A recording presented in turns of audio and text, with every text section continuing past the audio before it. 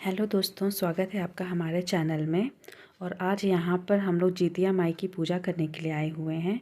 जितिया माई की पूजा माताएं अपने पुत्र की लंबी उम्र की कामना के लिए करती हैं और जिन्हें पुत्र चाहिए वो पुत्र प्राप्ति के लिए भी ये पूजा करती हैं। ये व्रत निराहार और निराजल रहा जाता है, मतलब कि 24 घंटे ना तो आप खाना खा सकती हैं ना पानी पी सकती हैं। तो ये व्रत बहुत कठिन होता है, लेकिन मम्मी लोग कहती हैं कि अगर पूरे दिल से सच्ची भक्ति से ये व्रत रहा जाए तो जितिया माई इतनी शक्ति देती हैं कि ना तो आपको भूख लगेगी ना प्यास लगेगी। तो ये पूजा गोट में की जाती है, मतलब सारी औरतें इकट्ठा हो जाती हैं, चाहे वो लंबाई में बैठे चाहे वो गोलाई में बैठे, लेकिन ग्रुप में बैठ के ये पूजा होती है। महिलाएं पूरे विधि विधान से जितिया माई की पूजा की तैयारी करती हैं और यहाँ मेरी मम्मी जितिया माई की पूजा की तैयारी शुरू कर दी है। जब पूजा की सारी तैयारी हो जाती है तो महिलाएं एक दूसरे को जितिया माई की कथा सुनाती हैं। जितिया माई की कथा भी बहुत ही रोचक है। चील और सियारिन की कहानी है। मैं शॉर्ट में आपको थोड़ी सी स्टोरी सुनाती हूँ। इसमें चील और सियारिन दोनों ही जितिया माई की पूजा करती हैं, लेकिन सियारिन जो होती है पूजा के समय जाके मांस खा लेती है और चील जो है अगले दिन जाके व्रत तोड़ती है, दूध पीती है।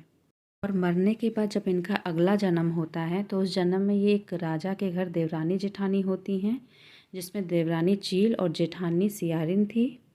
पिछले जन्म में चील ने पूजा विधि विधान से किया था, इसलिए इस जन्म में उसके सारे पुत्र जीवित रहते हैं। लेकिन सियारिन ने पूजा पाठ में दोष किया, मांस खा लिया था, इसलिए इस जन्म में उसके सारे पुत्र मर जाते हैं।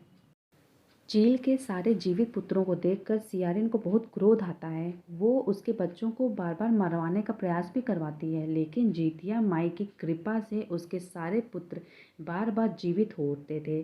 सियारिन को ये चीज़ समझ में नहीं आई। उसने चील से पूछा कि कैसे तुम्हारे पुत्र हमेशा जीवित रहते हैं। तो उसने बताया कि पिछले जन्म में तुम सियारिन थी, मैं चील थी। मैंने सारा पूजा पाठ बहुत अच्छे से किया, लेकिन तुमने पूजा पाठ पूरे विधि विधान से नहीं किया, इसलिए तुम भी इस जन्म में ये पूजा करो और पूरे विधि विधान से करो। तो सियारिन ने चील के कहने पर फिर से वो पूजा पूरे विधि विधान से किया और अगले दिन खर जूतिया करके अन्न जल ग्रहण किया। उसके बाद सियारिन को भी पुत्र की प्राप्ति हुई और उसके सारे पुत्र जीवित रहने लगे। इसलिए जिन माताओं को पुत्र चाहिए या पुत्र की लंबी आयु चाहिए, उन्हें ये व्रत पूरे विधि विधान से पूरा करना चाहिए। बोलो जितिया माई की जय हो। और हम लोगों की भी पूजा यहाँ पे पूरी हो गई है। हम लोगों ने भी पूजा किया, आरती किया, जितिया माई से आशीर्वाद लिया। हम लोग से जो बड़ी आंटियाँ हैं उनके पाँव छुए, उनसे भी आशीर्वाद लिया।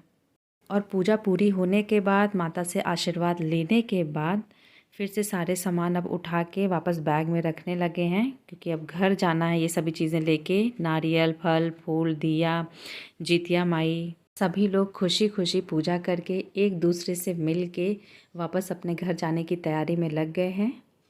और लास्ट में जितिया माई की पूजा पाठ करने में जो भी गलती हुई हो वो जितिया माई से क्षमा मांग के हम लोग भी वापस अपने घर को जाने लगे। अगर आपको मेरा ये वीडियो पसंद आया तो प्लीज़ लाइक एंड सब्सक्राइब करिएगा। Thanks for watching my video.